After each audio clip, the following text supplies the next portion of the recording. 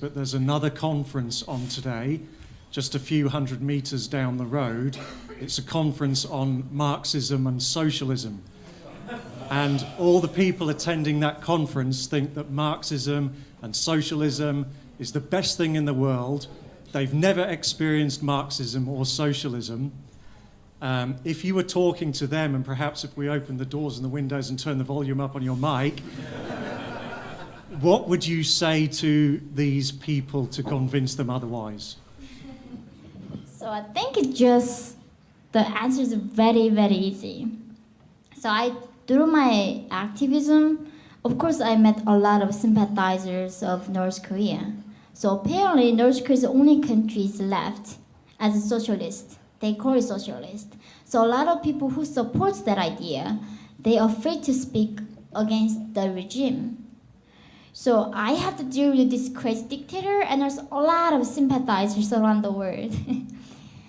And I guess only one solution that we have, can you just ship them all to North Korea? And just bring North Korea out of country. Thank you. Yeah. So if they are truly happy with just going to North Korea and then send the North Korean people out instead, then you are a true believer of socialism, and please go for it. Nobody's gonna stop you for that year. So that's my best wish for them. Best thing for them, right? So please go chasing your dream and go to North Korea right now. Thank you.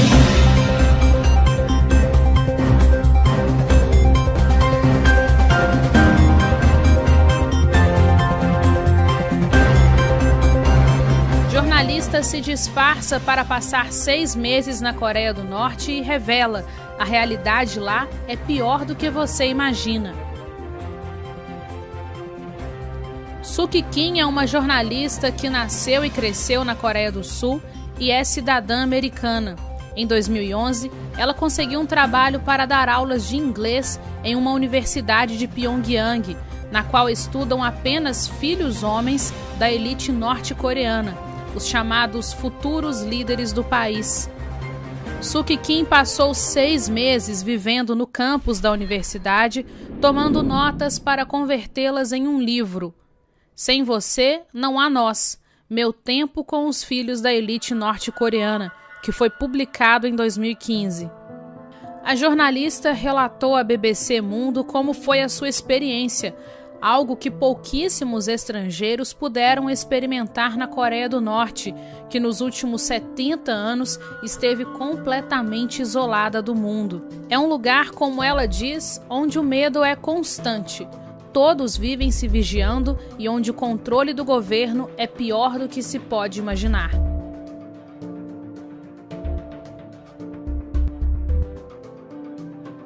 Meu interesse na Coreia do Norte vem de uma combinação de 2 razões.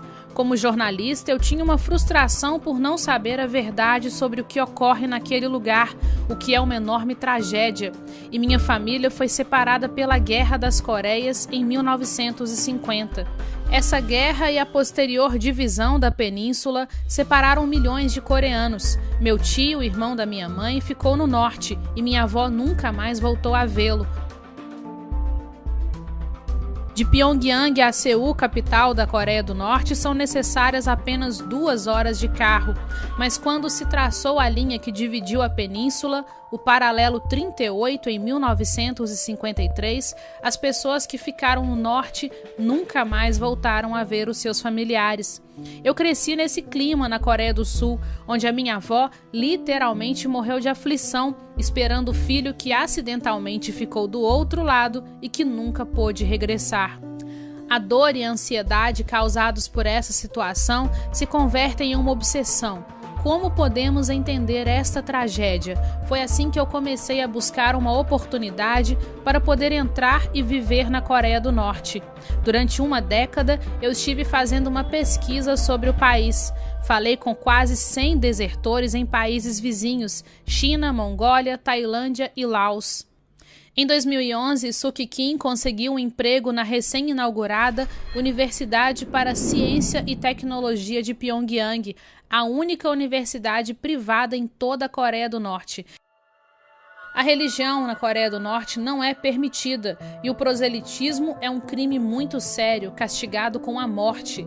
O único que se venera no país é o grande líder. O governo tem que aprovar tudo o que ocorre na universidade. Na Coreia do Norte, o governo decide tudo sobre o indivíduo, a carreira que ele seguirá, a escola onde estudará e as atividades que fará.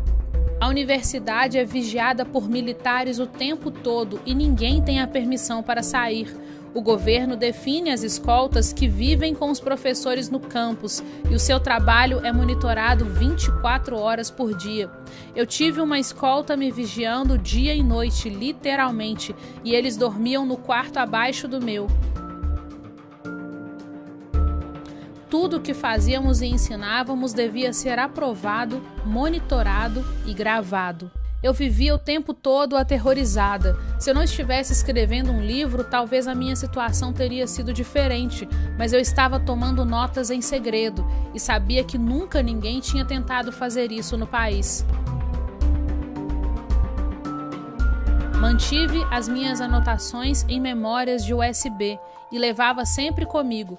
Todos os dias eu apagava tudo do meu computador e não deixava nenhum rastro do meu trabalho. A possibilidade de que a escolta descobrisse as minhas anotações me dava arrepios. No meu quarto havia microfones ocultos e todas as minhas aulas eram gravadas. Os alunos são tratados como soldados, fazem exercício em grupo, correm em grupo, tem hora que saem para marchar em grupo para honrar o grande líder e constantemente são doutrinados sobre a grandeza do grande líder e o ódio aos Estados Unidos. Foi sob essa constante vigilância que eu entendi a insuportável situação na qual vivem os norte-coreanos, o medo de estar sempre sendo vigiado e denunciando os demais. Para o resto do mundo, a Coreia do Norte é um enigma. Mas o que pensam os norte-coreanos sobre o que está além das fronteiras? Suk Kim assegura que esses jovens não têm permissão nem de expressar curiosidade sobre o mundo exterior. E isso, diz a jornalista, é um tipo de abuso psicológico que condiciona cidadãos a aceitar. Na época que Suk Kim deu aula, em 2011, os estudantes nunca tinham ouvido falar em internet e ela era proibida de falar sobre isso. Ela diz: eu tinha ordens restritas de não revelar nada para eles sobre o mundo exterior. E eles não tinham informação alguma sobre o que ocorria fora da Coreia do Norte. Não conheciam Taj Mahal, nem a Torre Eiffel e tampouco haviam ouvido falar em Michael Jackson. A televisão na Coreia do Norte tem apenas um canal com programas sobre o grande líder. Também são transmitidos programas da China ou da Rússia, todos baseados nos ideais socialistas. Na Coreia do Norte há apenas um jornal em circulação e os artigos publicados estão todos vinculados ao grande líder. O mesmo ocorre com os livros que eles leem e com todas as outras formas de educação e entretenimento. Toda a sua rotina e seu entretenimento funcionam para honrar o regime comunista e a filosofia do sistema. Pude ver que as pessoas fora da capital eram menores. As pessoas com quem tínhamos permissão de interagir, como os estudantes, pareciam com a gente, mas as pessoas que nós víamos nas margens das estradas são menores e parecem malnutridas. Nunca nos permitiram falar com ninguém nas ruas. Os lugares para onde nos levavam pareciam cenários de filme e nunca havia pessoas nesses lugares. Nós só víamos os outros membros do grupo e por toda parte, todos os lugares estavam cobertos com milhares de slogans do grande líder. Essa é a realidade que te mostram. O país é fortemente controlado. Cada aspecto da vida dos norte-coreanos está relacionado ao grande líder.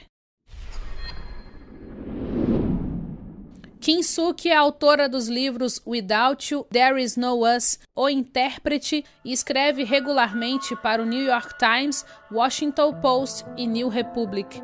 De Belo Horizonte, Fernanda Salles para o Terça Livre.